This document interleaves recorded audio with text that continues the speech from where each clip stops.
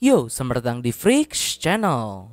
Berhubung ronde 8 telah selesai, kali ini Mimin akan kembali melanjutkan alur cerita dari Sumatsuna Valkyrie pada ronde ke-8. Oke, langsung saja. Pertama, seperti biasa, sekedar reminder pada ronde sebelumnya kita disuguhkan pertarungan epik antara Raja Manusia melawan Raja Para Dewa. Yaitu siapa lagi kalau bukan sang penguasa daratan Cina Qin Shi Huang dan sang penguasa dunia bawah Hades. Pertarungan tersebut berlangsung dengan sangat sengit. Selama berjalannya pertarungan, baik Hades maupun Qin Shi Huang saling mendominasi satu sama lain. Qin Shi Huang dengan kemampuan mata bintangnya dan Hades dengan tombak ikor Desmosnya. Sampai akhirnya ronde 7 ini pun ditutup dengan kemenangan spektakuler dari sang raja awal mula Qin Shi Huang dan membuat kubu manusia kini memimpin skor Ragnarok dengan poin 4-3. Sementara itu dari sisi para dewa tentu saja tidak ada satupun dari mereka yang menduga kemenangan umat manusia. Alasannya tentu saja karena orang yang menjadi perwakilan kubu dewa adalah sang kakak tertua dari dewa Yunani sekaligus raja penguasa dunia bawah yang sangat disegani oleh dewa-dewa lain, yaitu Hades. Tapi terlepas dari itu, berikutnya setelah pertarungan tersebut, melihat Hades dikalahkan sementara semua kubu manusia bersorak atas kemenangan Qin Shi Huang, di sisi kubu dewa khususnya dewa Yunani merasa sangat sedih sekaligus tak percaya karena mereka kehilangan kakak tertua yang mereka andalkan, hormati, dan cintai. Oke, selanjutnya sebelum dimulainya pertarungan ronde 8, sempat terjadi drama di sini karena kekalahan Hades. Adamas yang merasa tidak terima dengan hasil tersebut pergi dari ruangan dewa Yunani berniat untuk langsung balas dendam dan membunuh Qin Shi Huang. Singkat cerita, setelah Brunhild selesai menjenguk Qin dan Alvitar yang sedang kritis di rumah sakit, di perjalanan ke tempat Buddha, Brunhild pun dicegat oleh Adamas. Di sana Adamas dengan penuh amarah 2 kali menanyakan keberadaan Qin Shi Huang. Namun tentu saja Brunhild pun 2 kali tidak memberitahunya. Alhasil Adamas pun langsung menyerang Brunhild. Tapi di tengah momen mematikan itu, tiba-tiba lengan Adamas langsung terputus oleh serangan lain. Dan serangan tersebut berasal dari Beelzebub. Di sana Beelzebub berkata pada Adamas sembari memperingatinya, jika Adamas membunuh Brunhild, maka pertarungan Ragnarok akan otomatis selesai. Dan Beelzebub tak mau kesenangannya dalam Ragnarok berakhir. Suasana pun menjadi sangat tegang antara Bel dengan Adamas. Hingga akhirnya Beelzebub pun berkata kalau sikap Adamas yang seperti itu justru akan merendahkan martabat Hades. Mendengar hal tersebut, dengan berat hati Adamas pun mengakui perkataan Beelzebub dan kemudian pergi meninggalkan mereka sembari bersumpah kalau setelah Ragnarok ini selesai, dirinya tetap akan membunuh Brunhild dan Qin Shi Huang. Sementara itu, setelah Adamas pergi, Brunhild pun berterima kasih pada Beelzebub karena telah menyelamatkannya. Namun Beelzebub juga membalas kalau mulai sekarang Brunhild harus lebih berhati-hati karena pada saat ini bukan hanya dirinya dan Adamas saja yang ingin menghancurkan umat manusia. Contohnya dewa-dewa seperti Odin dan Loki yang sudah berada di puncak kemarahan mereka menyaksikan kekalahan beruntun dari kubu dewa. Lalu berikutnya, setelah sebelumnya Brunhild hampir mati saat akan menjenguk Buddha karena bertemu dengan Adamas, saat ini Brunhild pun dibuat sangat marah karena ternyata Buddha yang akan ia jenguk malah kabur dari rumah sakit. Sementara itu, untuk meredakan amarah Brunhild, Geir pun langsung mengalihkan topik dan berkata kalau apa yang Beelzebub lakukan sebelumnya benar-benar menakutkan. Beelzebub yang biasanya pendiam hingga menunjukkan emosi seperti itu, menurut Geir hal tersebut tidaklah biasa. Tapi Brunhild pun menjawab alasannya karena saat ini para dewa tidak bisa menerima kekalahan Hades. Kematian dewa selevel Hades seakan membangkitkan sesuatu dalam diri setiap dewa. Sesuatu semacam amarah sekaligus ancaman karena ternyata para manusia ini jauh lebih kuat daripada yang mereka bayangkan. Hingga akhirnya tak lama kemudian Brunhild pun sampai di depan sebuah pintu super canggih dan berkata pada Geir kalau orang yang ada di dalam sana merupakan pejuang dari umat manusia yang berikutnya. Brunhild juga bilang kalau dalam sejarah umat manusia hanya dialah satu-satunya penyihir yang pernah ada. Dan ya, setibanya mereka di dalam terlihat kalau di balik pintu tersebut terdapat semacam aula besar yang dipenuhi oleh rumus dan para ilmuwan yang sedang turu. Yang mana di antara dari banyak ilmuwan tidur itu, ada satu orang misterius yang sedang menulis rumus di sana. Dan yap, orang tersebut adalah sang ilmuwan gila, salah satu penemu besar dalam sejarah, sekaligus orang yang akan bertarung di ronde ke-8 ini, yaitu Nikola Tesla. Lalu berikutnya, adegan pun berpindah pada Hermes yang sedang memainkan biolanya dengan penuh duka cita untuk mengenang semua petarung yang telah gugur. Yang mana di saat yang sama di sana juga ada Beelzebub sedang mendengarkan permainan biola Hermes. Hingga akhirnya setelah Hermes selesai ngamen, Beelzebub pun kemudian memuji dan memberikan tepuk tangan pada Hermes. Lalu setelah itu, Beelzebub pun meminta Hermes untuk menyampaikan pesannya pada Zeus kalau dewa yang akan bertarung di ronde ke-8 ini adalah dirinya. Selanjutnya adegan pun menyorot pada arena. Jika biasanya pada setiap ronde arena yang disiapkan memiliki tema-tema sendiri yang entah itu mewakili petarung manusia ataupun dewa, pada pertarungan kali ini arena ronde 8 terlihat berkolaborasi antara kubu dewa Beelzebub dan kubu manusia Nikola Tesla. Terlihat ada sebuah jurang di pinggir arena dan bagian arena pun juga terbuat dari besi untuk mendukung Nikola Tesla. Sementara di beberapa bagian juga ada pilar bertemakan iblis untuk mendukung Beelzebub. Nah, pertama-tama di sini Heimdall sendiri memperkenalkan petarung dari kubu dewa. Dengan poin kubu dewa yang kini tertinggal oleh manusia, untuk menghadapi penghinaan tersebut, seorang dewa telah datang langsung dari neraka. Sang pembawa penderitaan, sang penguasa seluruh arwah jahat, sang dewa lalat terkutuk, pembawa keputusasaan, Beelzebub. Di sini Beelzebub sendiri datang dengan menghancurkan pintu masuknya. Lalu dengan santai, Bel pun berjalan ke arah arena. Yang mana di saat yang sama, baik kubu dewa maupun kubu manusia dibuat ketakutan. Hingga akhirnya Beelzebub pun menginjakan kakinya di arena. Akan tetapi setelah Bel sampai di arena, sayangnya Beelzebub tidak mendapatkan sambutan sama sekali. Malah sebaliknya, dewa-dewa yang ada di sana berkomentar buruk tentang Beelzebub. Geir sendiri yang melihat hal tersebut juga bertanya-tanya mengapa Beelzebub begitu dibenci. Namun Brunhild menjawab kalau Beelzebub memanglah dewa yang seperti itu. Lalu berikutnya, Heimdall pun memperkenalkan petarung dari kubu manusia, yaitu sang anak cahaya, salah satu penemu besar dalam sejarah, Nikola Tesla. Nikola Tesla sendiri muncul dengan cukup heboh dan meriah. Aliran listrik keluar dari tempatnya berasal. Dengan armor robotnya, Tesla pun langsung meluncur menuju arena. Dan akhirnya, sang perwakilan kubu manusia di ronde 8 ini pun menginjakan kakinya di arena. Berbeda dengan Beelzebub, Tesla mendapatkan sambutan hangat yang meriah ketika dirinya sampai di sana. Dan yap, itulah line up petarung yang akan bertempur pada ronde ke-8 ini. Perwakilan dari kubu manusia ada sang anak cahaya Nikola Tesla, sementara perwakilan dari kubu dewa ada sang kegelapan terkutuk Beelzebub. Pertarungan antara kegelapan melawan cahaya, pertarungan antara penciptaan melawan penghancuran, dan pertarungan antara sains melawan dewa. Oke, sebelum lanjut ke alur pertarungan, Mimin akan menceritakan profil dan kisah dari kedua petarung ini terlebih dahulu, yang tentu saja berdasarkan cerita dari manga Sumatsu no Valkyrie. Pertama, mari kita mulai dari kubu manusia Nikola Tesla. Dalam sejarah aslinya, Nikola Tesla ini merupakan anak dari seorang petani. Ayahnya bernama Milutin Tesla, sementara ibunya bernama Duka Mendik. Diketahui Nikola Tesla merupakan anak keempat dari 5 bersaudara, yaitu Dane Tesla, Angelica Tesla, Milka Tesla, dan Marika Tesla. Terlepas dari itu, seperti yang kalian tahu, Nikola Tesla ini merupakan seorang ilmuwan sekaligus penemu besar, yang salah satu penemuannya yaitu sistem arus bolak-balik listrik sukses membuat kita manusia di generasi ini bisa menikmati dan merasakan yang namanya listrik dengan bebas. Nikola Tesla sendiri memiliki banyak julukan, dari mulai ilmuwan gila, ilmuwan terhebat, satu-satunya penyihir dalam sejarah manusia, hingga sang anak cahaya. Tentu saja semua julukan tersebut merujuk pada betapa jeniusnya Nikola Tesla dan pengaruh besarnya yang ia miliki dalam bidang teknologi listrik serta ilmu pengetahuan secara umum. Maka dari itu Tesla dianggap sebagai salah satu ilmuwan dan penemu yang membawa dalam tanda kutip cahaya pengetahuan serta inovasi baru ke dunia.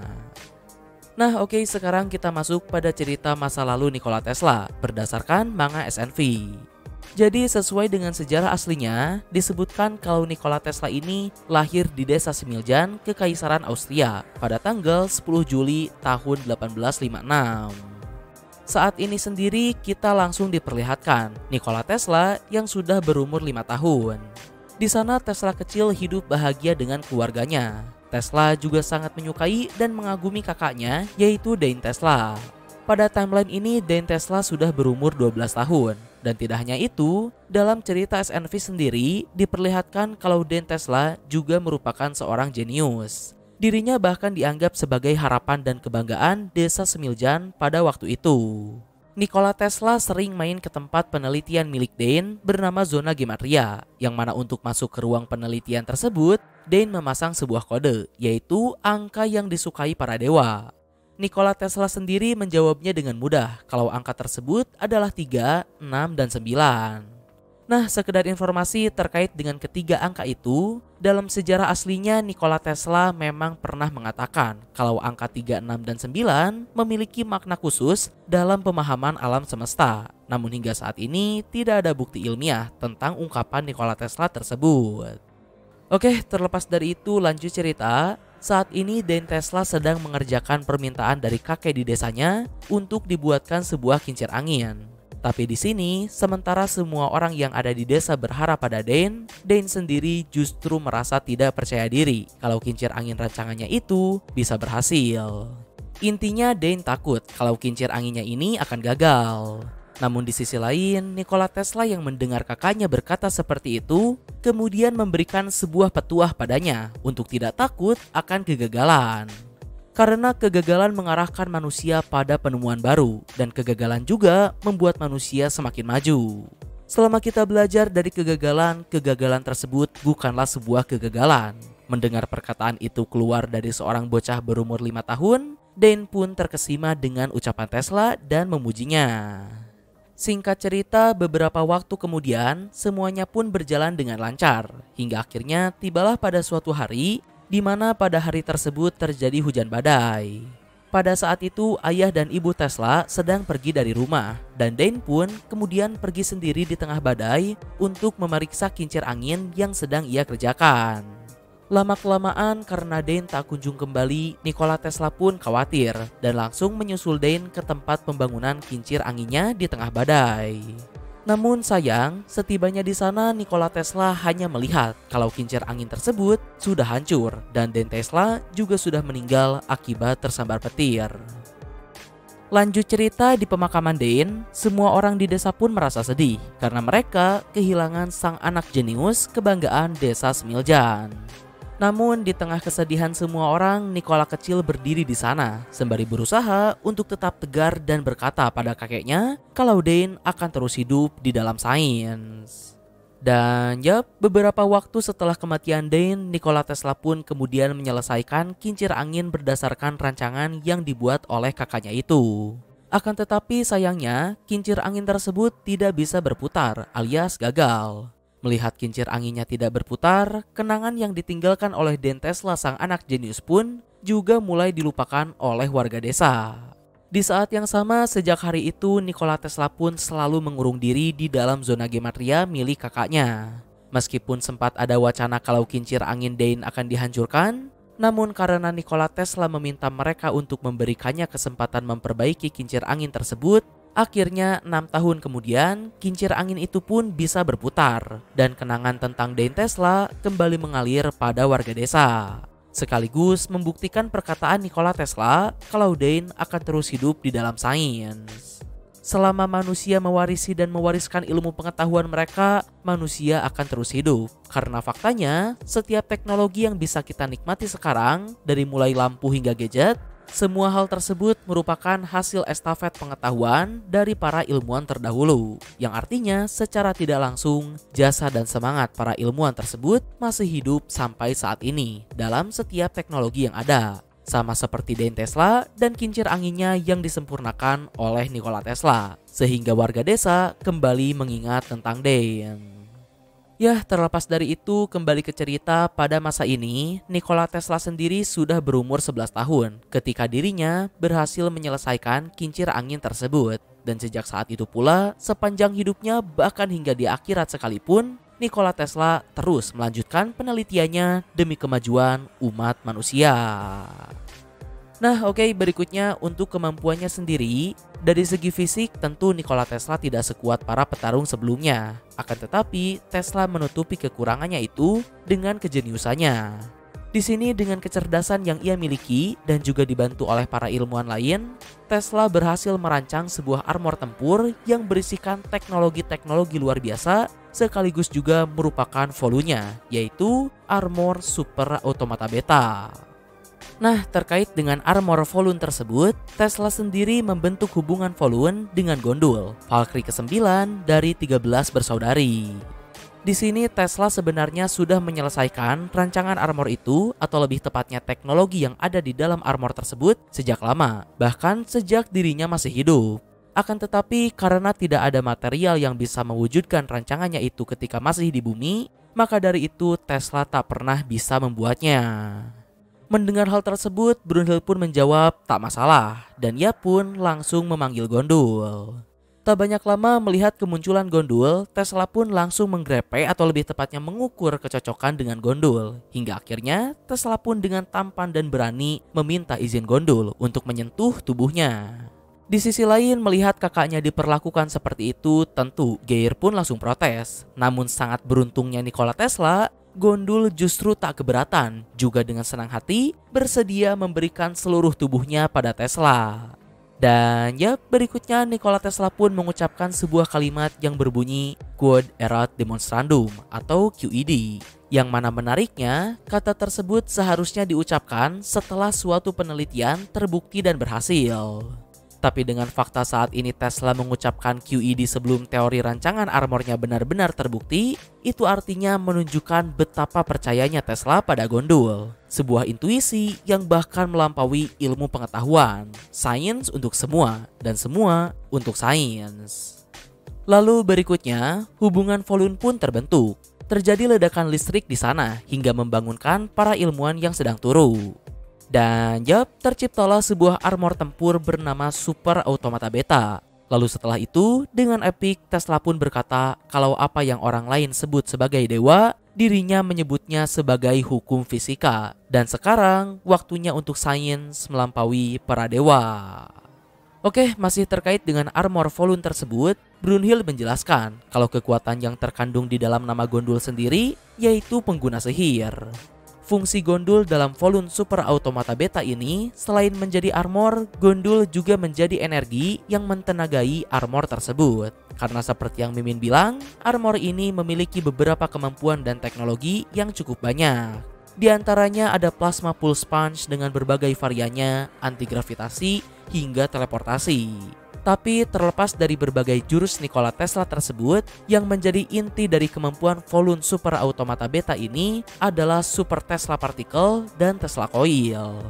Jadi setiap kali Tesla melepaskan serangan listriknya, serangan tersebut juga mengeluarkan sesuatu bernama Tesla Particle. Ketika Tesla Particle tersebut sudah tersebar di area sekitar Nikola Tesla, Tesla dapat mengaktifkan jurus atau teknologi dari armornya yang lain. Contohnya seperti zona gematria hingga anti-gravitasi. Lalu kedua, hal paling penting dari Volun Super Automata Beta ini adalah 3 Tesla Coil yang ada di armor tersebut. Dengan mengorbankan 1 Tesla Coil, Nikola Tesla bisa melancarkan serangan ultimate-nya. Akan tetapi, jika ketiga Tesla Coil tersebut hancur, Gondul pun akan ikut hancur. Yang artinya, Nikola Tesla juga akan ikut mati. Berikutnya untuk penampilannya sendiri, berhubung dalam Ragnarok ini petarung manusia akan dibangkitkan pada masa jaya mereka. Di sini Nikola Tesla terlihat ada di usia mudanya, mungkin sekitar 20 hingga 40 tahunan. Karena dalam sejarah aslinya, Nikola Tesla meninggal di usianya yang ke-86. Untuk penampilannya versi Sumatsu no Valkyrie ini, Nikola Tesla terlihat tampan dan jenius. Akan tetapi sayangnya kumis ikonik Nikola Tesla tidak ada. Sementara itu, untuk kepribadiannya sendiri, tidak ada kata yang lebih tepat dalam menggambarkan Nikola Tesla versi SNV selain positive vibes. Yap, suasana yang disajikan oleh karakter Tesla sangatlah positif. Nikola Tesla tak pernah sekalipun terlihat khawatir, apalagi putus asa. Dirinya selalu percaya diri dan memberikan harapan pada umat manusia dengan quotes-quotesnya yang epik dan memantik semangat. Oke, selanjutnya kita masuk pada perwakilan kubu dewa, sang dewa lalat, raja kegelapan, Beelzebub. Menurut mitologi aslinya, kisah tentang Beelzebub ini memiliki dua versi. Dalam tradisi Kanaan, Beelzebub disembah sebagai dewa kesuburan dan kehancuran, bernama Baal-zebul. Sementara dalam kepercayaan Yahudi dan Kristen, Beelzebub ini dianggap sebagai salah satu pangeran dari neraka. Berikutnya, untuk masa lalunya sendiri diceritakan kalau Beelzebub merupakan seorang dewa yang kesepian, atau lebih tepatnya, Beelzebub dijauhi dan dibenci oleh dewa-dewa yang ada di sekitarnya. Karena menurut dewa-dewa tersebut, Beelzebub itu dikutuk oleh Satan, dan siapapun yang terlibat dengan Beelzebub akan berakhir sengsara. Maka dari itu, para dewa yang ada di sekitar Beelzebub pun tak mau mengobrol, bahkan menghindari kontak mata dengan Beelzebub. Yang mana ironisnya, Beelzebub sendiri tidak tahu sejak kapan rumor tentang dirinya yang dikutuk itu muncul. Bahkan Bel sendiri tidak tahu kalau dirinya dikutuk. Tapi meskipun begitu, Beelzebub hanya terima-terima saja dengan keadaannya tersebut. Sampai akhirnya suatu ketika muncul 3 orang malaikat dengan santai menghampiri Beelzebub, yang mana ketiga malaikat itu adalah Samael, Azazel, dan Lucifer. Di sana Lucifer tertarik dan menyapa Beelzebub, namun Bel sama sekali tidak menjawab sapaan tersebut.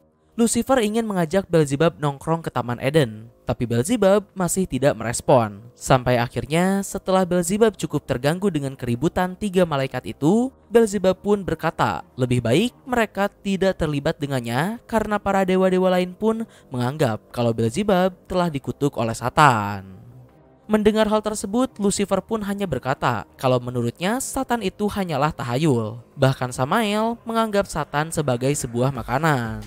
Dan terlepas dari itu, Lucifer sendiri tak memperdulikan perkataan dewa-dewa lain terhadap Beelzebub dan tetap ingin berteman dengannya. Bahkan Lucifer memberikan nasihat pada Bel untuk tidak terlalu memperdulikan apa kata orang-orang, karena hal tersebut belum tentu benar. Tapi di sisi lain, Beelzebub sendiri tetap enggan mengikuti Lucifer. Sampai akhirnya ada momen di mana Beelzebub hampir tertawa karena melihat kelakuan Samael dan Azazel. Lucifer yang memergoki Beelzebub hampir tertawa kemudian terus menggodanya. Dan akhirnya dengan sedikit terpaksa, Beelzebub pun ikut dengan Lucifer ke Taman Eden berniat mencuri apel-apel yang ada di sana. Singkat cerita, di sana mereka pun dengan santai mencuri satu kebun buah apel yang membuat Adam diturunkan ke bumi. Sebagai anak baik-baik, Beelzebub dibuat tak habis pikir melihat perbuatan Lucifer, Azazel, dan Samael. Sampai akhirnya si pemilik kebun pun datang dengan amarah dan mengejar mereka. Namun Lucifer pun berkata pada si pemilik kebun untuk memberi salam pada teman baru mereka, Beelzebub. Dan yap, mendengar Lucifer berkata seperti itu, Beelzebub pun mulai merasa diterima. Berikutnya singkat cerita, pada hari itu Beelzebub pun menghabiskan waktu dengan bersenang-senang bersama Lucifer, Samael, dan Azazel. Beelzebub yang awalnya selalu terlihat suram untuk pertama kalinya tertawa di hadapan teman-temannya itu. Bermain bersama mereka benar-benar membuat Beelzebub merasa hidup dan nyaman. Beelzebub pun berharap kalau suasana ini bisa terus berjalan selamanya. Dan dari sini Beelzebub pun sudah tidak kesepian lagi. Tapi sayangnya tak lama kemudian Beelzebub tiba-tiba terbangun dan tubuhnya sudah dipenuhi oleh darah. Darah tersebut bukanlah darah Beelzebub. Bel yang masih kebingungan kemudian langsung mencari Lucifer dan kawan-kawan yang lainnya. Tapi ternyata Lucifer, Azazel, dan Samael sudah terkapar tak bernyawa di hadapan Beelzebub. Melihat mayat teman-temannya tersebut, tentu Beelzebub dibuat panik dan kebingungan dengan apa yang telah terjadi. Hingga akhirnya ia pun mengingat perkataan orang-orang dan rumor tentang dirinya yang dikutuk. Dari sana Beelzebub pun mulai percaya kalau dirinya memang dikutuk oleh Satan. Dan yap, setelah menyadari kalau rumor yang dikatakan oleh dewa-dewa lain itu benar, untuk pertama kalinya Beelzebub pun memiliki tujuan hidup, di mana Beelzebub dengan penuh kemarahan bersumpah kalau dirinya akan mencari dan membunuh Satan. Singkat cerita, setelah kejadian tersebut, beberapa waktu kemudian Beelzebub pun memulai pencarian dan penelitiannya tentang Satan. Di saat yang sama, Beelzebub juga kembali menjadi penyendiri, tapi kali ini atas kesadaran Beelzebub pribadi demi keselamatan orang-orang yang mencoba mendekatinya. Sampai akhirnya beberapa waktu kemudian, ketika Beelzebub sedang sibuk melakukan penelitiannya di perpustakaan, muncul seorang dewi perempuan menghampiri Beelzebub, dan dewi tersebut bernama Lilith. Dalam beberapa literatur disebutkan kalau Lilith ini merupakan iblis perempuan pertama. Tapi terlepas dari itu, berikutnya di sana Lilith pun berkata kalau dirinya mendengar banyak sekali rumor tentang Bel. Namun di sini Beelzebub pun tidak menanggapi perkataan Lilith sedikit pun. Hingga akhirnya melihat Beelzebub terus mengacuhkannya, Lilith pun langsung bertindak agresif dan berkata di hadapan Beelzebub kalau dirinya akan membantu Bel untuk mencari dan membalaskan dendamnya pada Satan. Mendengar hal itu, Beelzebub pun hanya mengacuhkannya kembali dan menyuruh Lilith untuk tidak terlibat dengannya demi kebaikannya sendiri. Tapi kemudian Lilith pun menyinggung tentang Lucifer. Lilith berkata kalau Lucifer adalah teman masa kecilnya, dan Lilith pun juga tahu kalau Beelzebub lah yang membunuh Lucifer. Maka dari itu alasan Lilith mendatangi Beelzebub adalah untuk mengetahui kebenarannya langsung dari Beelzebub. Dan jika memang kutukan Satan itu benar, Lilith akan membantu Beelzebub untuk mencari Satan demi teman masa kecilnya, Lucifer. Mendengar alasan kenapa Lilith ingin menemuinya dan fakta kalau Lilith merupakan teman Lucifer, Beelzebub pun dibuat terkejut. Namun meskipun begitu, di sini Bel masih berusaha untuk menolak keinginan Lilith. Akan tetapi Lilith pun kemudian kembali memaksa Beelzebub kalau dirinya tidak mau tahu dan akan tetap membantu Beelzebub menyelidiki tentang Satan. Lalu Lilith juga berkata kalau ini bukanlah permintaan, melainkan sebuah perintah. Melihat Lilith yang memaksanya seperti itu mengingatkan Beelzebub pada Lucifer yang juga memaksanya untuk berteman. Dan ya, akhirnya Beelzebub dan Lilith pun bekerja sama untuk mencari dan menyelidiki tentang Satan. Singkat cerita, buku demi buku tentang legenda iblis mereka baca, tempat demi tempat berbahaya mereka datangi, namun hasilnya nihil. Tidak ada satu orang pun yang mengetahui tentang Satan, dan tak ada satu petunjuk pun tentang keberadaan Satan di setiap tempat yang mereka datangi. Berikutnya, Beelzebub yang sudah kelelahan mencari informasi tentang Satan kemudian tertidur di mejanya. Namun tak lama kemudian, Satan pun tiba-tiba muncul di belakang Beelzebub dan menariknya ke semacam dunia mimpi. Di sana Satan memperlihatkan mimpi buruk tentang kematian Lucifer, Azazel, dan Samael, di mana Satan kembali membunuh ketiga orang tersebut di hadapan Beelzebub, dan Beelzebub pun langsung terbangun dari tidurnya. Melihat Beelzebub yang terbangun tiba-tiba, Lilith langsung menghampiri Bel dan memberikannya pelukan hangat. Yang mana berdasarkan perkataan Lilith, sepertinya Beelzebub cukup sering bermimpi tentang Satan. Di sana karena sebelumnya Bel bermimpi tentang kematian Lucifer, Beelzebub pun jadi kembali mengingat tentang kebaikan Lucifer dan merasa bersalah. Akan tetapi di sana Lilith pun langsung menghibur dan menjelaskan pada Bel kalau itu bukanlah salahnya. Memang seperti itulah sifat Lucifer. Lucifer tidak akan bisa tahan ketika melihat seseorang yang kesepian macam Beelzebub. Selanjutnya setelah menerima pelukan hangat Lilith, Beelzebub pun tidak merasa kesepian lagi. Lalu mereka berdua pun berjanji untuk membalaskan kematian Lucifer, Azazel, dan Samael. Dan di saat yang sama, Beelzebub juga berjanji kalau dirinya akan melindungi Lilith dan tak akan membiarkan hal yang terjadi pada Lucifer terulang lagi. Lalu Beelzebub pun kembali tertidur. Dan yap, seperti yang bisa kita tebak, Beelzebub kembali membuat donat bernama Lilith. Yang mana pada momen tersebut, Beelzebub pun akhirnya menyadari sesuatu. Setelah bertahun-tahun mencari keberadaan Satan, saat ini ia pun menyadari kalau Satan yang selama ini ia cari adalah dirinya sendiri. Beelzebub bukan dikutuk oleh Satan, melainkan Beelzebublah entitas bernama Satan tersebut. Karena dalam legenda aslinya pun, Satan dan Beelzebub ini memanglah entitas yang sama. Nah, setelah Beelzebub menyadari kalau dirinya adalah Satan itu sendiri, narasi di sana juga mengatakan ketika rasa sayang Beelzebub mencapai batasnya, Beelzebub akan menghancurkan apa yang ia sayangi tersebut. Contohnya seperti tadi, ketika Beelzebub sudah mulai nyaman dan menyukai Lucifer serta teman-temannya yang lain, Beelzebub kemudian membunuh mereka. Sama halnya dengan Lilith. Ketika Beelzebub sudah mulai nyaman dan menyayangi Lilith, Beelzebub langsung membunuhnya. Dari adegan Bel membunuh Lilith, terlihat kalau Beelzebub melakukan pembunuhan tersebut di luar kesadaran dirinya. Bahkan ia terlihat menikmati dan senang ketika membunuh apa yang ia sayangi tersebut. Jadi sebenarnya tidak dijelaskan secara pasti apakah si Beelzebub ini beneran dikutuk atau memiliki kepribadian ganda. Oke, terlepas dari itu lanjut cerita. Dengan tangan yang masih tertancap di dada Lilith, Beelzebub pun akhirnya mengingat kejadian ketika dirinya membuat donat dari Lucifer, Azazel, dan Samael. Setelah mengingat semua hal itu ditambah apa yang sedang terjadi saat ini, Beelzebub pun langsung ketakutan dan kebingungan. Tapi di sini meskipun dalam keadaan sekarat, Lilith masih menenangkan dan menghibur Beelzebub kalau balas dendam mereka kini telah usai dan baik dirinya maupun Lucifer tidak akan marah ataupun membenci Beelzebub. Akan tetapi tentu saja mendengar pernyataan tersebut Beelzebub pun tidak bisa terima. Dalam rasa bersalahnya yang sangat besar, Beelzebub berkata kalau satu-satunya setan itu adalah dirinya dan Beelzebub tak akan pernah memaafkan dirinya sendiri. Tapi kemudian di akhir hayatnya Lilith pun mengungkapkan perasaannya kalau ia mencintai Beelzebub dan memberikan semacam sihir perintah untuk meminta Beelzebub agar terus hidup demi dirinya, Lucifer, dan kawan-kawan yang lain. Dan ya akhirnya Lilith pun mati di pangkuan Beelzebub.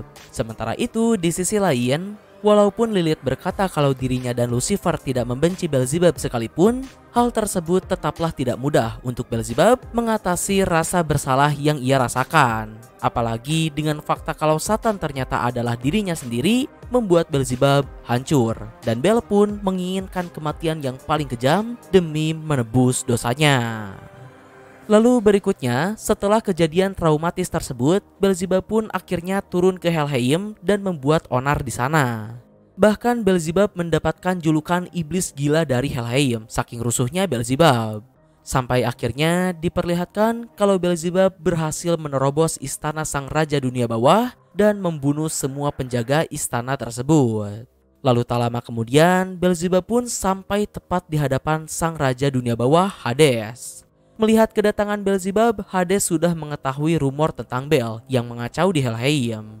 Sementara itu, menyadari kalau Hades sudah mengetahui tentang dirinya, dengan keadaan yang sudah dipenuhi luka, Beelzebub pun menantang Hades untuk berduel. Lalu Hades pun berkata, dengan tubuh yang babak belur seperti itu, berani menantangnya, Beelzebub hanya akan mati. Namun Beelzebub pun membalas, benar kalau dirinya memang ingin mati. Dan ya, berikutnya dengan senang hati Hades pun menerima tantangan tersebut. Di sini Hades langsung berdiri dari singgasana, mengambil tombak Biden miliknya dan tanpa basa-basi langsung meluncurkan serangan mematikan. Saking kuatnya serangan tersebut, Beelzebub sampai terlempar keluar dari istana Hades. Tapi meskipun Bel terlempar hingga sejauh itu, Beelzebub sendiri masih baik-baik saja. Sementara itu, menyadari kalau sang raja dunia bawah sangat kuat, Beelzebub pun langsung mengakui kalau dirinya tak akan menang melawan Hades. Tapi di saat yang sama, mengetahui dirinya tidak bisa menang, Beelzebub pun justru bersyukur karena akhirnya dirinya bisa mati. Namun di sisi lain, mendengar perkataan Beelzebub tersebut, Hades pun bertanya-tanya, apakah Beelzebub benar-benar datang padanya hanya untuk dibunuh? Mendengar pertanyaan Hades itu, Beelzebub pun langsung menjawabnya dengan mencoba untuk bunuh diri di hadapan Hades. Akan tetapi, tepat ketika Beelzebub hendak menusuk dadanya, tato yang ditinggalkan oleh Lilith menjadi hidup dan menahan lengan Beelzebub. Tidak hanya itu, Beelzebub juga menjelaskan jika dirinya dengan sengaja membiarkan tubuhnya diserang pun, tato tersebut akan mengendalikan tubuh Bel dan balik membunuh orang yang menyerangnya. Dengan kenyataan tersebut, Beelzebub pun mengeluarkan unek-uneknya kalau tato itu adalah kutukan yang ditinggalkan oleh Lilith agar Beelzebub terus hidup dan menderita. Maka dari itu, di sini Beelzebub pun memohon pada Hades untuk segera membunuhnya dan melepaskannya dari kutukan yang diberikan oleh Lilith. Tapi di sini, mendengar cerita dari Beelzebub, Hades pun hanya mengatakan satu buah kata pada Bel, yaitu bodoh. Hades menjelaskan, meskipun dirinya tidak tahu apa yang terjadi di antara Lilith dan Beelzebub, namun dirinya mengerti kalau apa yang dilakukan oleh Lilith itu bukanlah kutukan, melainkan sebuah doa. Di sini Hades lanjut menceramahi Beelzebub kalau tato tersebut adalah sebuah bukti Lilith mencintai dirinya. Jadi alih-alih terus mengharapkan kematian, Beelzebub seharusnya berpikir bagaimana caranya untuk terus hidup demi menghargai Lilith dan semua kenangan yang Bel miliki.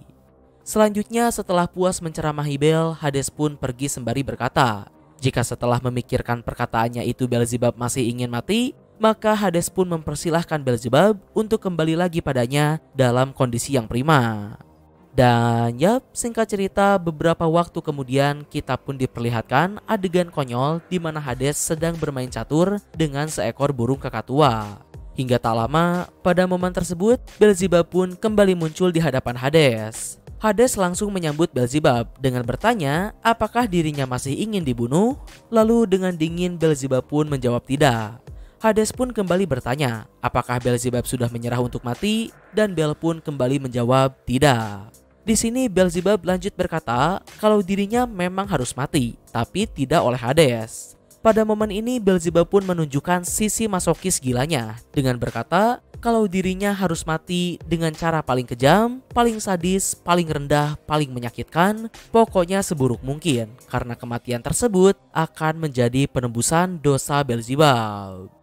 Mendengar hal itu, Hades pun sempat dibuat bingung dengan perkataan Bel, hingga akhirnya ia pun tertawa brutal sembari berkata kalau Beelzebub benar-benar menyusahkan. Tapi Hades tetap menyukai Bel karena sikapnya yang menyusahkan itu mengingatkan Hades pada adik-adiknya yang sama-sama menyusahkan. Dengan kata lain, di sini Hades menganggap Beelzebub sebagai adiknya sendiri. Dan berikutnya Hades pun memberikan tongkat Apomius pada Beelzebub sembari berpesan kalau dirinya akan menyaksikan kematian Beelzebub yang mengerikan itu. Tapi Hades juga yakin kalau Beelzebub tidak akan mati dengan mudah. Oke, selanjutnya perjalanan Beelzebub untuk menebus dosanya tersebut tidak berhenti sampai di situ. Malah alih-alih menebus dosanya, Beelzebub justru membuat sebuah dosa besar yang lain, yaitu membangkitkan Hajun dengan mengorbankan sang dewa baik hati Zerofuku, yang juga sekaligus sukses mengacaukan ronde ke-6 pertarungan Ragnarok. Bahkan tidak hanya itu, terlihat kalau Beelzebub juga mencoba menciptakan beberapa monster lain yang sekuat Hajun. Alasannya tentu saja karena Beelzebub ingin mati dengan cara yang paling kejam, yaitu oleh ciptaannya sendiri yang mengerikan. Lalu berikutnya, seperti yang tadi Mimin ceritakan, hingga titik tertentu Beelzebub berhutang budi pada Hades karena perkataan Hades berhasil mencerahkan Beelzebub. Maka dari itu Bel sangat menghormati Hades dan mungkin bisa dibilang menganggap Hades sebagai abang-abangannya. Sementara Hades juga kelihatannya menganggap Beelzebub sebagai adiknya sendiri. Intinya hubungan antara Hades dan Beelzebub ini sangat dekat. Sampai akhirnya pada pertarungan ronde ke-7, Beelzebub tidak menonton pertarungan antara Hades melawan Qin Shi Huang karena menurutnya tidak masuk akal jika Hades akan kalah. Namun seperti yang kalian tahu, pertarungan ronde ke-7 ditutup dengan kemenangan spektakuler dari sang raja manusia Qin Shi Huang. Yang mana tentu saja melihat sosok yang ia hormati gugur begitu saja, hal tersebut sudah lebih dari cukup untuk membuat orang sekalam Beelzebub murka dan ingin ikut memusnahkan umat manusia. Sampai akhirnya ia pun menjadi perwakilan kubu dewa pada pertarungan Ragnarok ronde 8. Oke, berikutnya masuk pada penampilan dan kepribadiannya. Seperti yang bisa kalian lihat, si Beelzebub ini merupakan dewa ikemen yang kalem dan dingin abis. Akan tetapi di balik penampilannya yang cool tersebut, Beelzebub menyimpan kepribadian yang cukup mengerikan. Meskipun awalnya dirinya ini adalah dewa baik-baik, akan tetapi dengan berbagai insiden yang telah ia alami, Beelzebub si anak baik pun berubah menjadi masokis gila yang ingin mati dengan cara paling brutal. Selanjutnya untuk kemampuannya, sebagai seorang dewa tentu saja Beelzebub memiliki kecepatan dan ketahanan yang luar biasa. Tapi tidak hanya itu, Beelzebub juga memiliki kemampuan spesialnya sebagai seorang dewa. Kemampuannya itu disebut sebagai kepakan sayap sang iblis, yaitu getaran. Yap, Beelzebub dapat mengeluarkan dan memanipulasi getaran. Meskipun terdengar simpel, tapi kemampuan ini sangatlah mengerikan. Karena dengan frekuensi yang tinggi, getaran tersebut dapat menjadi serangan penghancur yang tak bisa ditahan.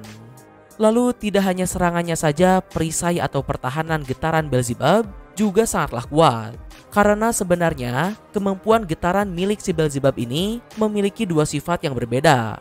Jika Beelzebub menggunakan kemampuan getarannya dengan tangan kiri, getaran tersebut akan menjadi pertahanan. Sedangkan jika menggunakan tangan kanan, getaran tersebut akan menjadi serangan. Seperti legenda Beelzebub yang memiliki dua sisi, kemampuannya pun juga memiliki dua sifat yang berbeda. Lalu berikutnya, terkait dengan senjata suci Beelzebub, senjata Beelzebub adalah tongkat Apomius yang diberikan oleh Hades dahulu.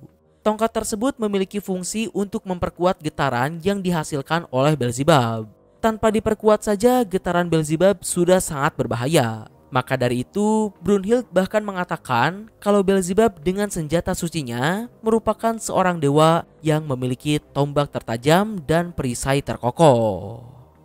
Nah oke, selanjutnya kita masuk ke alur pertarungan. Setelah Heimdall memperkenalkan kedua petarung dengan epik, akhirnya duel antara sains melawan dewa pun dimulai. Di sini Beelzebub dan Nikola Tesla tidak langsung baku hantam. Tesla dengan santai berjalan ke arah Beelzebub dan mengamatinya dalam jarak dekat. Tesla bilang pada Beelzebub kalau wujudnya sangat berbeda dengan referensi yang ia baca. Karena seperti yang kalian tahu, dalam bacaan-bacaan yang ada selalu diceritakan kalau Beelzebub ini memiliki wujud yang menyeramkan. Namun dalam manga SNV, alih-alih ngeri, Beelzebub justru memiliki penampilan yang kalem dan dingin abis. Lanjut cerita, Tesla pun berkata pada Bell kalau pertarungan ini akan menjadi studi kasus yang bagus baginya. Namun Bell pun membalas kalau dalam pertarungan ini satu-satunya yang akan hancur adalah Nikola Tesla. Mendengar hal tersebut, Tesla kemudian langsung balik menceramahi Bell. Lantas, jika Beelzebub menang, apakah dirinya akan menghancurkan umat manusia? Menurut Tesla, tindakan penghancuran tidak lebih dari sebuah tindakan bodoh untuk meninggalkan ciptaannya.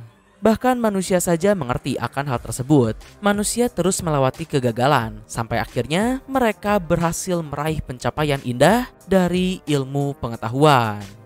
Lalu di sini Tesla pun dengan lantang menyatakan kalau manusia tak akan pernah berhenti untuk menciptakan. Bahkan dewa sekalipun tak akan bisa menghentikannya. Namun berikutnya, setelah mendengar semua ceramah tersebut, Beelzebub hanya berkata kalau dirinya tidak peduli akan semua hal itu dan langsung mengajak Nikola Tesla untuk saling bunuh saja. Di sini Beelzebub melancarkan serangan pertamanya sekaligus membuka pertarungan ronde ke-8.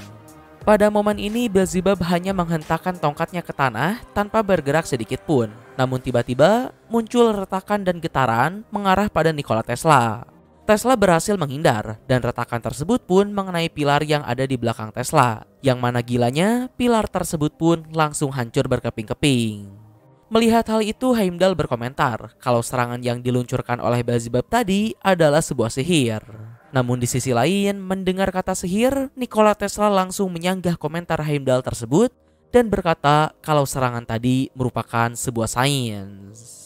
Di sini semua penonton kubu manusia dibuat bingung dengan apa yang Beelzebub lakukan. Hingga tak lama kemudian, Galileo dan Thomas Alva Edison yang ada di bangku penonton langsung menjelaskan kalau serangan Beelzebub tadi adalah sebuah getaran.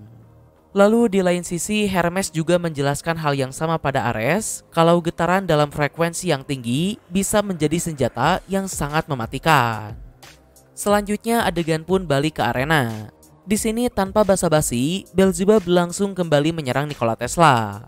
Tesla berhasil menghindar, namun serangan Beelzebub masih menjangkau tipis armor Nikola Tesla. Yang mana gilanya, meskipun Bell hanya menggoresnya sedikit saja, akan tetapi serangan tersebut berhasil menembus armor Nikola Tesla cukup dalam. Di sisi lain, melihat Beelzebub yang bertarung dengan agresif, Zeus pun berkata kalau sangat jarang bisa melihat Beelzebub sesemangat ini. Namun Adamas pun langsung menjawab, sepenting itulah Hades bagi Beelzebub, sehingga Bell yang sekalam itu pun bisa berubah menjadi sangat agresif. Berikutnya kembali ke arena. Di sini Nikola Tesla sudah memahami kalau kemampuan Beelzebub adalah getaran. Menyadari betapa berbahayanya kemampuan tersebut, Nikola Tesla pun hanya tersenyum dan dengan santai berkata, jika dirinya terkena telak serangan seperti itu, pasti dirinya akan terbelah menjadi dua.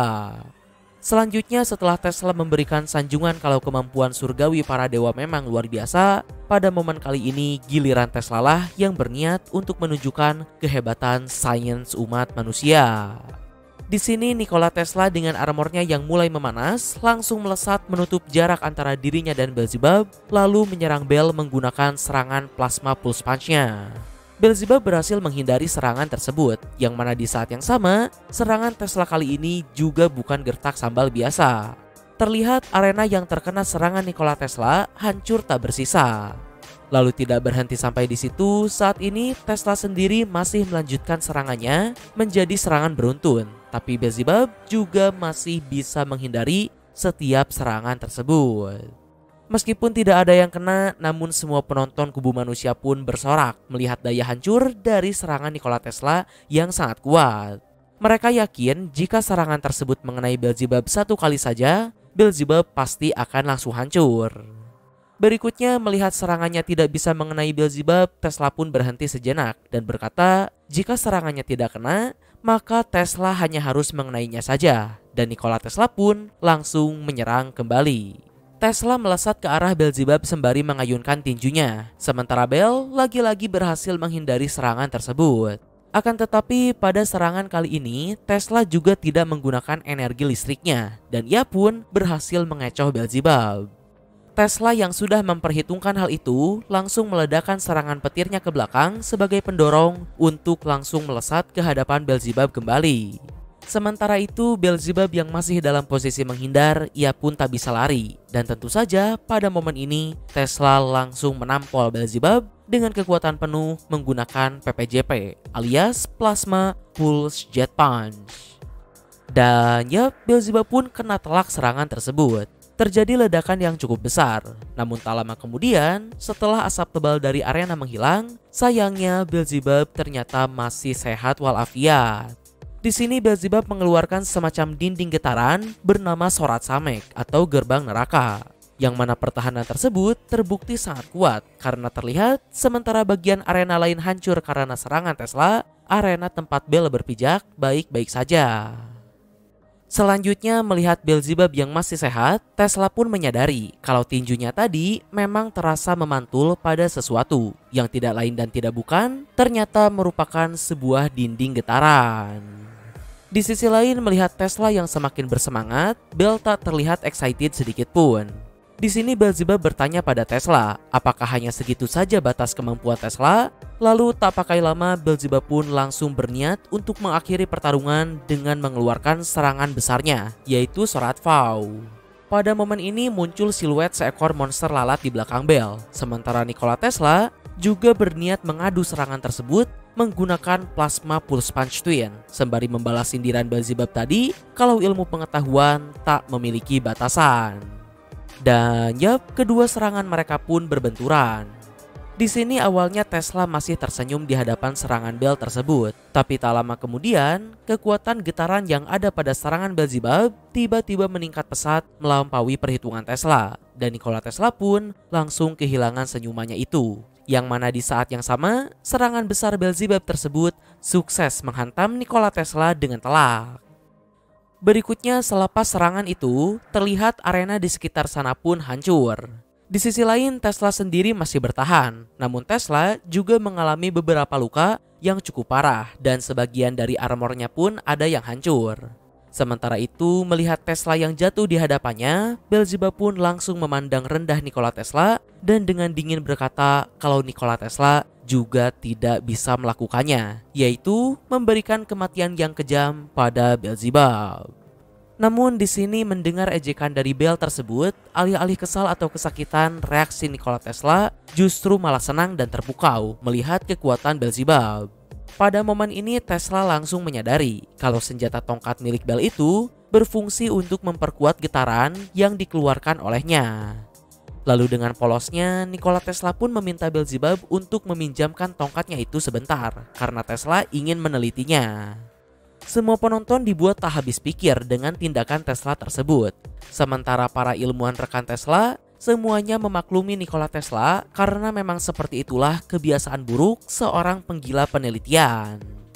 Tapi terlepas dari itu, mendengar permintaan konyol tersebut, Beelzebub tidak memperdulikannya dan langsung siap untuk bertempur kembali. Melihat tanggapan dingin Beelzebub, Nikola Tesla pun berkata kalau Beelzebub terlalu sombong. Masa kini mungkin adalah miliknya, tapi masa depan adalah milik umat manusia. Lalu tak lama kemudian Tesla pun lanjut bergumam kalau itu akhirnya telah penuh, dan tiba-tiba saja badai petir muncul dari langit. Di tengah momen tersebut, Tesla berteriak pada Bell kalau mulai saat ini dirinya akan menunjukkan kekuatan sejati dari ilmu pengetahuan umat manusia. Di sini Tesla pun terlihat mengerahkan sejumlah energi dari armornya hingga membentuk simbol infinity dan kemudian menyebarkannya pada badai petir yang ada di langit. Lalu petir yang ada di langit itu pun kemudian berubah bentuk menjadi semacam kurungan di tengah arena sana. Semua orang baik dewa maupun manusia yang menonton pertarungan itu dibuat terheran-heran dengan apa yang dilakukan oleh Tesla. Beberapa orang menyebut kalau penjara petir itu hanyalah ilusi. Tapi kemudian para ilmuwan yang ada di bangku penonton pun langsung membantah semua anggapan tersebut dan mengatakan kalau apa yang sedang mereka lihat saat ini adalah sains. Berikutnya tak lama kemudian kemampuan antigravitasi dari armor Super Automata Beta pun juga ikut aktif. Setelah penjara petir itu terbentuk dengan sempurna, Tesla pun menyambut Beelzebub kalau saat ini dirinya ada di dalam penjara dewa zona Gematria. Dan dengan epik sembari melayang, Tesla pun menjelaskan kalau dalam dunia seluas 9,63 kali 9,63 meter ini, Beelzebub sudah bukan dewa lagi, melainkan Nikola Tesla. Jadi seperti yang Mimin jelaskan di awal, berhubung sedari tadi Nikola Tesla terus nyepam serangan plasma pulse punch-nya, Super Tesla partikel yang dilepaskan bersamaan dengan serangan tersebut pun juga sudah tersebar cukup banyak di sekitar arena, sehingga Nikola Tesla kini bisa mengaktifkan zona Gematria. Dan dengan adanya zona Gematria ini, Tesla juga bisa menggunakan kemampuan antigravitasi dari armornya. Oke, berikutnya kembali ke pertarungan. Di sini setelah Tesla menyelesaikan penjara petirnya itu, di sisi lain Beelzebub justru malah terpukau dan menyukai penjara tersebut. Namun Nikola Tesla langsung berkata kalau sebentar lagi Beelzebub tidak akan menyukainya. Dan beberapa saat kemudian Nikola Tesla pun melesat ke hadapan Beelzebub dengan kecepatan super tinggi, langsung meluncurkan bogemnya pada Beelzebub.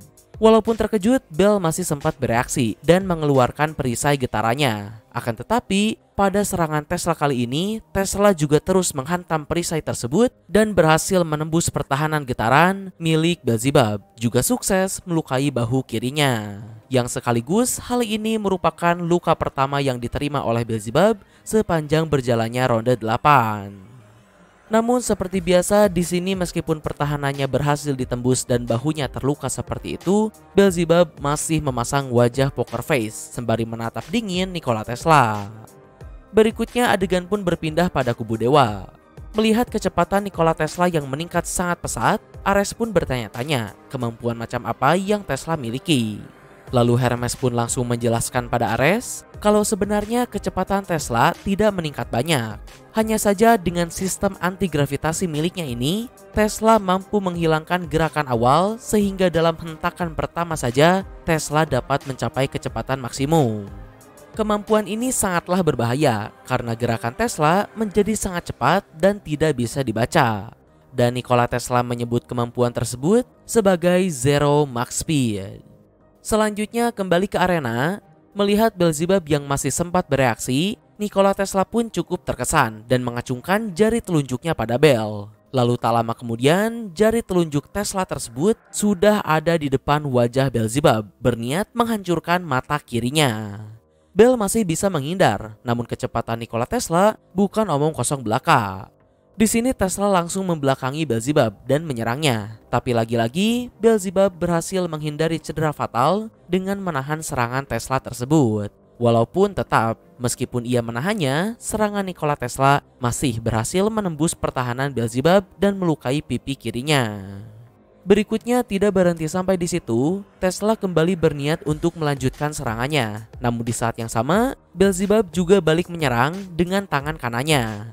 Melihat hal itu, Tesla langsung menghentikan serangannya dan menghindari serangan Bell.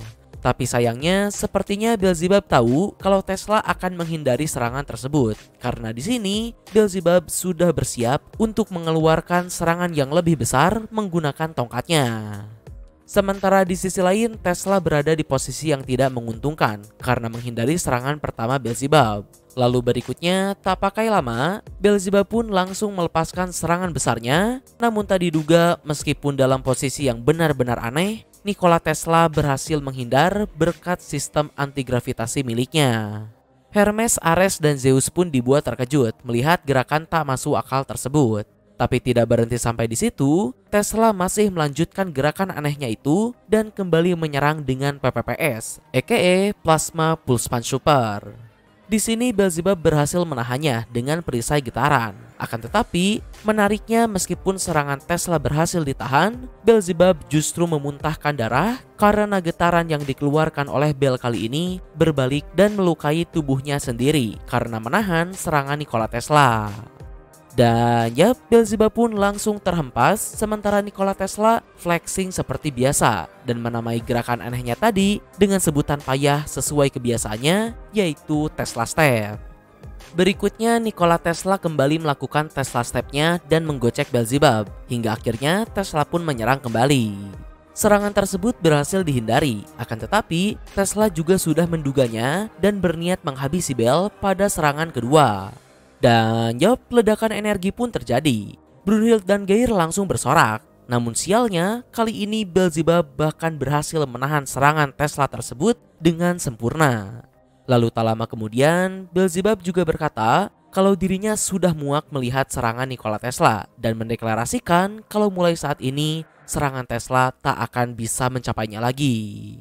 Dengan penuh kebanggaan sebagai seorang penemu dan ilmuwan, mendengar hal itu Tesla pun langsung menyanggah Beelzebub kalau apa yang Beelzebub lihat sebelumnya akan menjadi hal normal di masa depan karena sains selalu berkembang. Lalu berikutnya QED kembali diucapkan oleh Nikola Tesla dan tak lama kemudian armor Tesla pun mengeluarkan semacam cahaya. Dan tiba-tiba saja Tesla langsung ada di belakang Beelzebub, memberikannya sebuah serangan yang sangat besar. Ledakan petir langsung menghantam seluruh arena. Beelzebub yang tidak sempat bertahan kena telak serangan ultimate Nikola Tesla tersebut.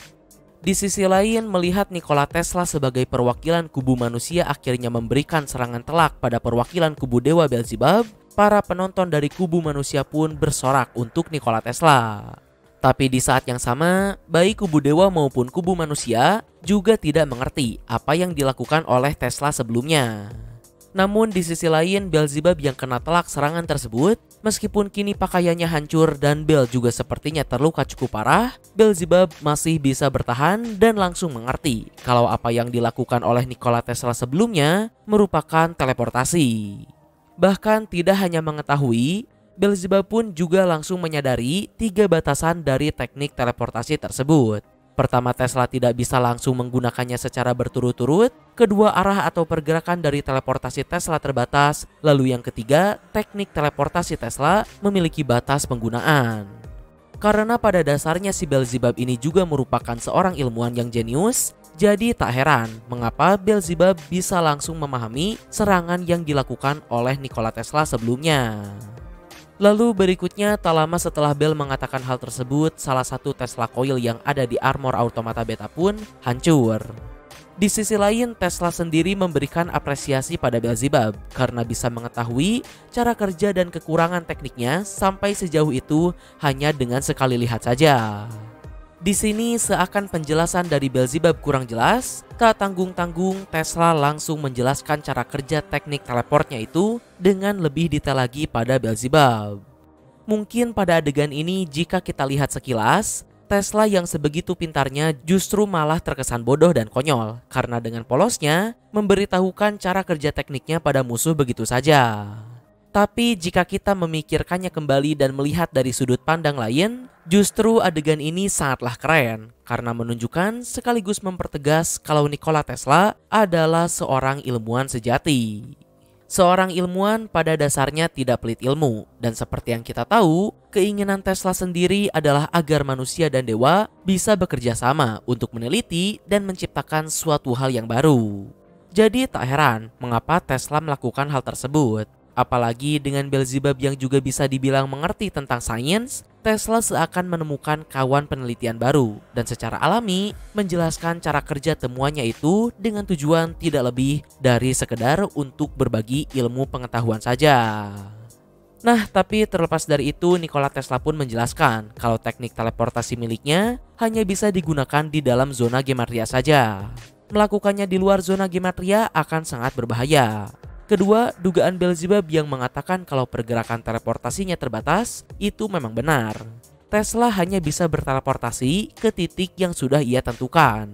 Dengan meningkatkan konsentrasi super Tesla partikel yang sudah tersebar di titik di mana Tesla akan berteleportasi, super Tesla partikel dan Tesla coil pun akan bersinkronisasi dan terjadilah teleportasi.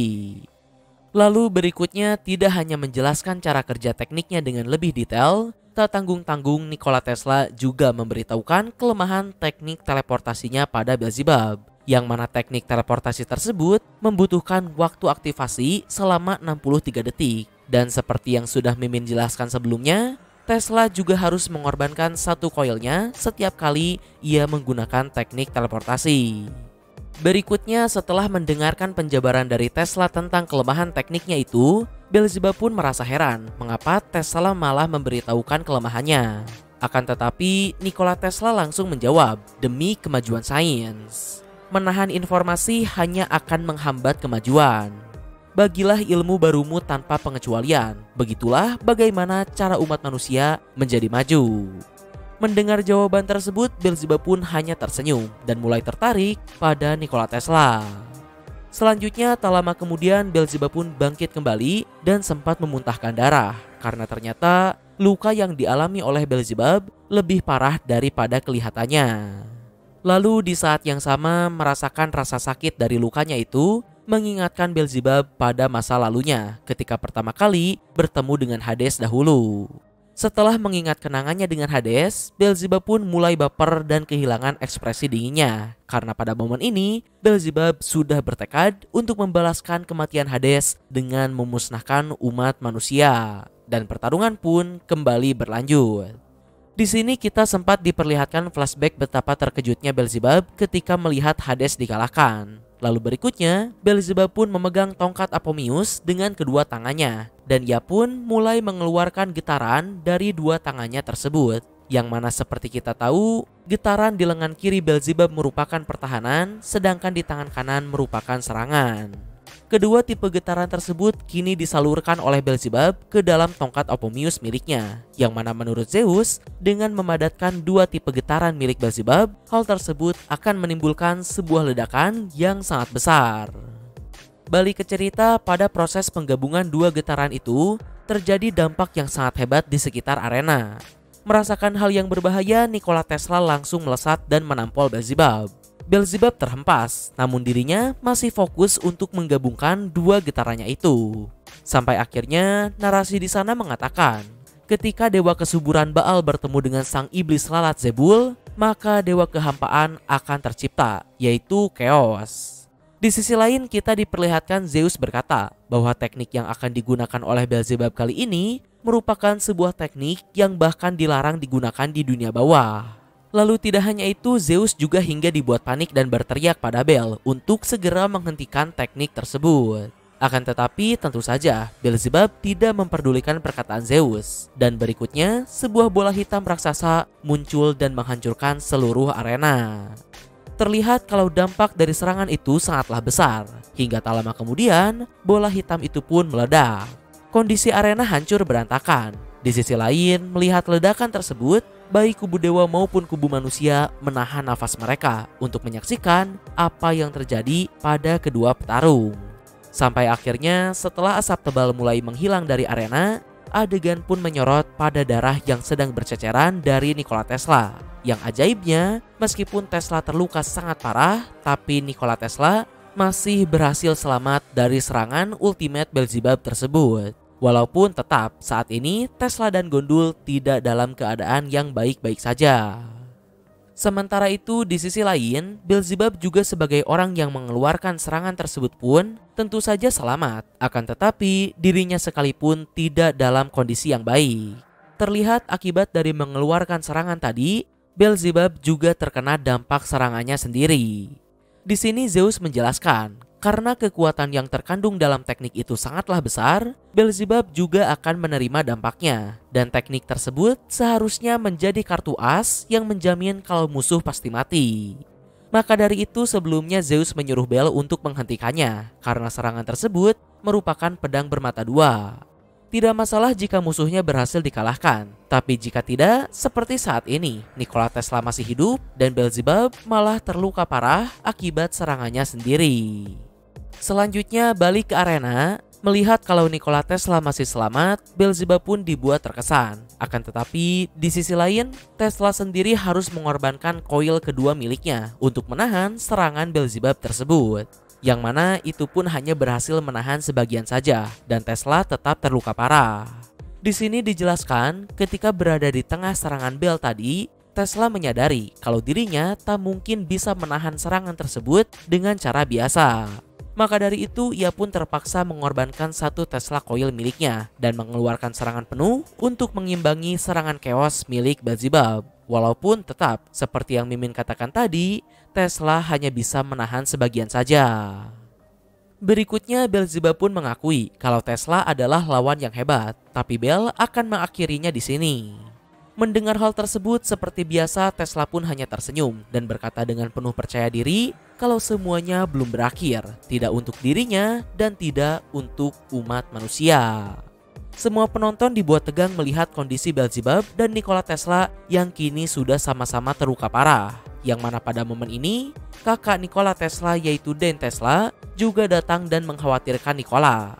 Di sini Nikola Tesla pun hanya tersenyum dan bangkit kembali sembari berkata, selama manusia terus mewarisi dan mewariskan ilmu pengetahuan, umat manusia tak akan pernah musnah. Dan kini kedua petarung pun sudah memasang kuda-kuda mereka kembali untuk melanjutkan pertarungan. Yap, pada momen ini pertarungan ronde 8 sudah mencapai puncaknya. Dan tak pakai lama, setelah Tesla membangkitkan semangat para penonton, Tesla kembali mengaktifkan zona gematria dan langsung menyerang Beelzebub. Dengan teknik anti-gravitasi Tesla Step, Nikola Tesla dapat bergerak sangat lincah menggunakan tenaga yang sedikit, sehingga Tesla tidak akan cepat lelah. Tapi di sisi lain, meskipun Tesla menyerang dengan membabi buta, Beelzebub masih bisa menahan semua serangan tersebut, bahkan sempat beberapa kali melancarkan serangan balik.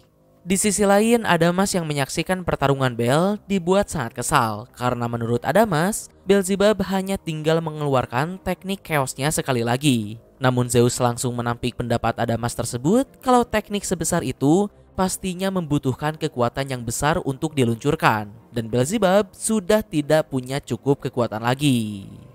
Sementara itu pindah ke sisi Hermes dan Ares. Di sana Ares juga khawatir kalau Tesla akan menggunakan teknik teleportasinya kembali dan menghabisi Beelzebub dalam sekejap. Tapi mendengar hal tersebut, Hermes pun berkata kalau itu tak mungkin terjadi. Karena sebelumnya Beelzebub sudah melihat cara kerja teleportasi Tesla, teknik tersebut tidak akan bekerja dua kali pada Beelzebub. Mendengar hal itu, si Dewa Badut pun langsung optimis kalau Beelzebub bisa menang. Karena itu artinya kartu as Nikola Tesla berhasil diatasi. Namun mendengar sikap optimis tolol tersebut, Hermes pun langsung menyanggahnya dan berkata kalau menang atau kalahnya Beelzebub tak bisa diperkirakan. Selama Nikola Tesla masih memiliki Tesla coilnya, selalu ada kemungkinan yang bisa terjadi. Lalu berikutnya kembali lagi ke pertarungan. Di sini baku hantam masih terus berlanjut. Meskipun Bel bisa menahan semua serangan Tesla, tapi dirinya pun tetap dibuat kesulitan. Hingga akhirnya, tak lama kemudian setelah Beelzebub kena hajar beberapa kali, Beelzebub pun melihat celah dan melancarkan serangan balik pembuat donatnya pada Nikola Tesla. Akan tetapi karena aim Beelzebub sedang busuk, ditambah gerakan dari Tesla Step juga sangat cepat, Beelzebub pun gagal membuat donat varian Nikola Tesla. Selanjutnya jarak kedua petarung kini saling berjauhan. Beelzebub dan Tesla pun berbincang sejenak. Di sini berhubung arena pertarungan sudah rusak dan tidak rata, Nikola Tesla tidak bisa menggunakan Tesla Step-nya secara sembarangan. Di saat yang sama Tesla juga menjelaskan kalau teknik getaran milik Beelzebub membebani tubuh Bel sendiri. Karena saat ini tubuh Bel dipenuhi luka, ketika Beelzebub menggunakan teknik getarannya, luka tersebut akan ikut bergetar dan memperparah luka yang ada di tubuh Bel. Bahkan Tesla sampai berkata, jika Beelzebub terus menggunakan getarannya dengan luka seperti itu, tubuh Beelzebub akan hancur. Namun setelah mendengar peringatan itu dari Tesla, Beelzebub pun hanya membalas kalau dirinya tidak peduli dan langsung melesat menyerang Nikola Tesla. Di sini Beelzebub menusukkan tongkat Apophis miliknya seperti teknik Hades secara bertubi-tubi. Namun tak lama kemudian, di tengah serangan beruntun tersebut, Tato Lilith tiba-tiba aktif dan menahan serangan Bel untuk mencegah luka Beelzebub agar tidak semakin parah. Namun melihat serangannya terhenti karena Lilith, Beelzebub pun berteriak dalam benaknya kalau saat ini dirinya tidak sedang membuang nyawanya. Justru Beelzebub sedang memperjuangkannya. Dan yap, Tato Lilith pun menghilang, lalu Beelzebub pun kembali melanjutkan serangan beruntun tersebut dan bahkan memperkuatnya. Sementara itu di sisi Tesla, melihat serangan besar datang padanya, Nikola Tesla pun tidak akan sempat menghindarinya dan terpaksa menahan serangan besar Beelzebub tersebut secara langsung. Hingga tak lama kemudian, ledakan yang cukup besar pun terjadi. Di sini setelah asap tebal menghilang dari arena, terlihat meskipun luka-lukanya tambah parah, Beelzebub masih berdiri kokoh. Sementara di sisi lain, Nikola Tesla pun juga masih bertahan meskipun saat ini armornya rusak berat. Melihat kondisi Tesla yang dipenuhi dengan luka, ditambah armornya pun juga sudah setengah hancur, para penonton kubu manusia pun perlahan kehilangan harapan mereka.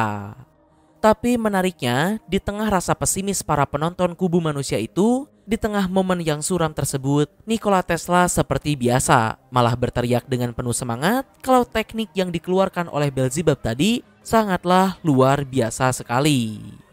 Melihat Nikola Tesla yang masih ceria dan tak menyerah sedikit pun, harapan umat manusia pun mulai kembali. Sementara itu, di sisi para ilmuwan rekan Tesla, mereka semua hanya tertawa dan tak terlihat ragu sedikit pun. Sembari berkata kalau kata menyerah tidak akan pernah cocok dengan sang ilmuwan harapan umat manusia tersebut. Selanjutnya kembali ke arena.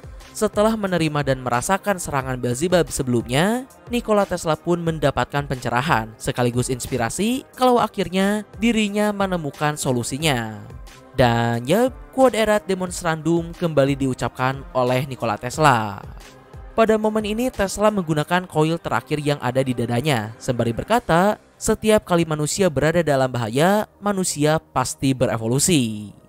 Berikutnya muncul kilatan listrik di sekitar armor Nikola Tesla yang kemudian diserap oleh koil di dadanya. Lalu Tesla pun berkata kalau saat ini bersama seluruh umat manusia dirinya akan menaklukkan masa depan. Dan ya, tak lama kemudian Nikola Tesla pun mengeluarkan cahaya yang sangat terang ke seluruh penjuru arena. Dan kini armor Super Automata Beta pun diselimuti oleh kilatan listrik. Pada momen tersebut dengan epik, narasi di sana mengatakan kalau cahaya yang dipancarkan oleh Tesla Coil terakhir tadi sama seperti apa yang Tesla lakukan dengan penemuannya yang berhasil menerangi seluruh planet bumi. Lalu tidak hanya itu, dengan senyuman penuh percaya dirinya saat ini, Nikola Tesla juga menerangi hati seluruh umat manusia. Berikutnya sorakan kubu manusia menggelora di seluruh arena, memberikan dukungannya untuk Nikola Tesla. Sementara itu, Locke yang juga menonton pertarungan tersebut ikut senang karena sikap optimis Tesla sehingga menghilangkan kekhawatiran Locke terhadap keselamatan sang kakak Gondul. Namun sayangnya rasa senang tersebut langsung dihancurkan oleh perkataan Jack kalau dirinya masih tidak bisa membayangkan bagaimana cara Tesla akan mengatasi perisai getaran milik Beelzebub. Dan ya, berikutnya adegan pun kembali menyorot pada arena. Tesla Coil sudah diaktifkan, Beelzebub juga sudah siap dengan pertahanan penuh. Yang mana di saat yang sama, kedua kubu penonton juga bersorak mendukung kedua perwakilan mereka dengan meriah. Hingga akhirnya serangan pertama pun datang dari Bogem sang ilmuwan manusia. Di sini Beelzebub tentu saja berhasil menghentikan pukulan Tesla tersebut. Akan tetapi, Nikola Tesla melanjutkan pukulannya itu menjadi serangan bertubi-tubi yang sangat cepat sekaligus juga jurus barunya bernama Plasma Pulse Punch Mobius. Di sini bahkan saking cepatnya pukulan beruntun Tesla, pukulan beruntun tersebut terlihat seperti dilakukan secara bersamaan. Sementara itu, dihadapkan dengan pukulan tanpa henti Nikola Tesla, Beelzebub tidak kuat menahannya. Dan akhirnya, Bell pun menggunakan kedua lengannya untuk menambahkan kekuatan dari perisai getaran. Sehingga saat ini, Beelzebub fokus penuh pada pertahanannya tanpa bisa menyerang balik. Di sisi lain, melihat serangan Tesla berhasil membuat Bell masuk ke mode bertahan, ditambah pukulan Tesla juga terus menghantam pertahanan Beelzebub, para ilmuwan manusia pun positif kalau Tesla akan menang. Sementara itu, Adamas justru berpikir sebaliknya, kalau Nikola Tesla lah yang akan dihabisi. Adamas beranggapan Tesla tidak mungkin bisa melakukan serangan beruntun tersebut selamanya, dan tepat ketika Tesla kelelahan nanti, Beelzebub akan menghabisinya. Namun di sini, Zeus yang mendengar perkataan itu langsung menampik anggapan Adamas kalau saat ini, baik Beelzebub sekalipun tidak bisa terus membuat perisai getaran dan bertahan karena tubuh Bell juga sudah rusak. Dan yang artinya saat ini pertarungan sampai di fase adu ketahanan. Siapa yang paling kuat, dialah yang menang. Serangan Nikola Tesla terus membabi buta. Sementara itu, meskipun dibuat kesulitan, pertahanan Beelzebub juga masih berdiri kokoh. Tombak terkuat milik ilmuwan terhebat manusia melawan perisai terkuat dari dewa dunia bawah terus beradu tanpa henti dengan sengit, hingga semua orang yang menontonnya pun dibuat tegang setengah mati. Di sisi lain, menyaksikan kalau sains milik Tesla bisa seimbang bahkan menekan seorang dewa, para ilmuwan teman-teman Tesla pun langsung bersorak kalau sains bahkan bisa melampaui seorang dewa sekalipun. Tapi sayangnya, tepat ketika umat manusia percaya Tesla bisa menang, tepat ketika para ilmuwan percaya sains bisa menang, pada momen ini Nikola Tesla lah yang pertama mencapai batasnya dan serangan beruntun Tesla pun terhenti. Di sini Nikola Tesla menyadari kalau luka di tubuhnya semakin parah karena ternyata setiap kali Tesla menyentuh perisai getaran Beelzebub, getaran tersebut juga mempengaruhi tubuh Nikola Tesla dan membuat luka yang diderita oleh Tesla semakin parah. Akan tetapi seperti biasa, menyadari hal tersebut, Tesla malah semakin bersemangat. Sementara itu, melihat Nikola Tesla berhenti, tak berniat menyia-nyiakan kesempatan tersebut, Beelzebub langsung menyerang balik. Tesla yang sedang berada dalam posisi tanggung, dengan cepat langsung meninju tongkat Beelzebub dan ia pun terpental ke belakang. Dengan posisi Tesla yang sedang terjatuh, Beelzebub berlari menuju Tesla, kembali berniat menghabisinya. Akan tetapi, ternyata Nikola Tesla sudah menunggu momen tersebut. Di sini dengan energi listriknya, Tesla mendorong tubuhnya ke atas dan langsung menyerang Beelzebub menggunakan PPJP. Melihat tinju Tesla sudah ada di hadapannya, Beelzebub yang awalnya akan menyerang, dengan refleks yang luar biasa langsung membatalkan serangannya dan mengeluarkan perisai getaran. Dan pada momen tersebut lengan kanan Nikola Tesla pun terputus. Bukan karena serangan Beelzebub, melainkan di sini Nikola Tesla menggunakan koil terakhirnya untuk menteleportasi lengan kanannya. Melihat hal itu tentu saja semua orang pun dibuat terkejut, tak terkecuali dengan Beelzebub sendiri, yang mana dirinya pun bingung kenapa lengan kanan Tesla tiba-tiba buntung. Hingga akhirnya tak lama kemudian lengan kanan Tesla tersebut pun muncul di belakang Beelzebub yang tidak memiliki pertahanan. Di arah belakang ada lengan kanannya, sementara di hadapannya Nikola Tesla juga bersiap menyerang menggunakan lengan kiri. Beelzebub kini dihimpit oleh dua serangan sekaligus, Plasma Pulse Punch Cross. Dan pada adegan berikutnya sayang sekali serangan penghabisan Nikola Tesla tersebut dapat dihindari dengan cukup mudah oleh Beelzebub. Sementara di saat yang sama, Beelzebub juga berhasil melandaskan dua jarinya tepat ke dada Nikola Tesla. Dan akhirnya Tesla coil terakhir pun hancur. Suasana di seluruh arena langsung hening menyaksikan apa yang sedang terjadi di hadapan mereka. Hingga akhirnya pada momen ini dengan ekspresi layaknya sepuh yang sedang merendah, Tesla berkata pada Beelzebub kalau sepertinya Bell selangkah lebih maju daripada dirinya. Sementara itu Beelzebub pun juga membalas kalau dirinya mengakui Nikola Tesla. Dan pertarungan ini pun ditutup dengan Nikola Tesla yang merasa terhormat menerima pengakuan dari seorang dewa tersebut. Berikutnya Beelzebub pun pergi meninggalkan Tesla, tapi di sini Tesla juga masih belum mati sepenuhnya. Melihat semua penonton kubu manusia merasa sedih, di akhir hayatnya Nikola Tesla pun kembali memberikan aura positif terakhirnya dan berkata, selama umat manusia tidak menyerah, selama umat manusia tidak berhenti, maka Ragnarok tidak akan pernah datang. Di sini Tesla pun terjatuh, namun Gundul langsung muncul di samping Tesla dan membantunya. Lalu berikutnya, Nikola Tesla pun menutup panggungnya dengan menyuruh umat manusia untuk selalu melihat ke depan, jangan pernah berhenti, dan terus maju. Yah, akhirnya Nikola Tesla dan Gundul pun berubah menjadi debu. Sang anak cahaya pun gugur dalam pertarungan Ragnarok ronde ke-8 ini. Yang mana di saat yang sama, setelah mendengar perkataan tersebut, meskipun umat manusia harus menerima kekalahan dan juga kematian pahlawan mereka Nikola Tesla, tapi ronde 8 ini pun ditutup dengan meriah dari sorakan penuh harapan umat manusia karena semangat yang disampaikan oleh Nikola Tesla sebelumnya. Dan ya, pertarungan ronde 8 ini pun dimenangkan oleh sang dewa kegelapan Beelzebub yang berlangsung selama 18 menit 6 detik dan diakhiri oleh teknik Satan Horn milik Beelzebub. Lalu dengan menangnya Beelzebub juga sebagai perwakilan dari kubu dewa, akhirnya kubu para dewa pun berhasil menyamakan kembali skor dengan kubu manusia menjadi 4-sama. Akhir kata, jujur saja menurut Mimin, pertarungan ronde 8 ini so-so lah ya. Dari segi plot sih, Mimin suka banget sama karakter dan motivasi Nikola Tesla yang bertarung atas nama ilmu pengetahuan dan demi kemajuan umat manusia. Quote-quotes yang dilontarkan oleh Tesla tidak hanya keren, bahkan menginspirasi juga. Tapi untuk kemampuan Tesla sendiri, hal tersebut adalah salah satu yang Mimin pribadi kecewakan pada ronde 8 ini. Awalnya ekspektasi Mimin kalau Nikola Tesla akan bertarung menggunakan teknologi-teknologi canggih ala-ala steampunk. Tapi nyatanya Tesla malah langsung baku hantam pakai armor segede gaban. Berikutnya untuk Beelzebub, kemampuan Bel terasa lebih kreatif dan variatif dibandingkan Hades yang cuma bisa nojos-nojos doang.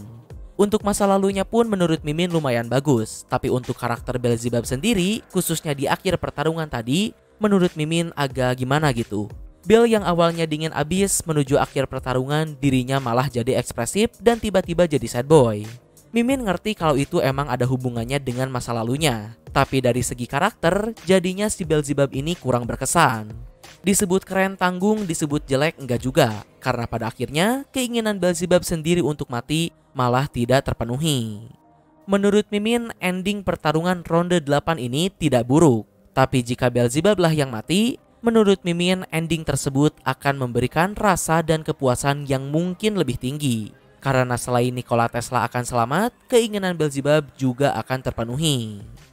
Yah, sekali lagi Mimin katakan itu menurut Mimin pribadi. Nah, mungkin kurang lebih itulah alur pertandingan pada ronde ke-8 ini. Mohon maaf untuk kesalahan dan kekurangannya. Like, share, subscribe bila suka. Komen, beri kritik dan saran. Terima kasih telah menonton.